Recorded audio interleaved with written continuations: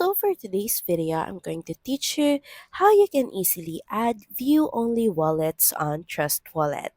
So first on your device, head over and launch your Trust app. You will be prompted to log in using your Face ID or your passcode. And from here, you can see various buttons that you can navigate into. You have to look for your main wallet drop-down menu and click on it. Next is click on Add Wallet.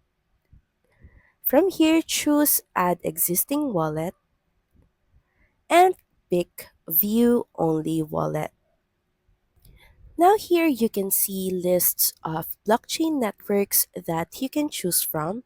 So just scroll until you find a specific network, or you can also search using the search bar and click on your desired network.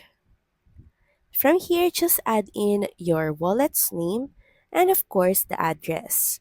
Then once done, head over and click on the confirm button. So that's pretty much it. Thank you very much for watching this video and I'll see you again on the next one. Bye!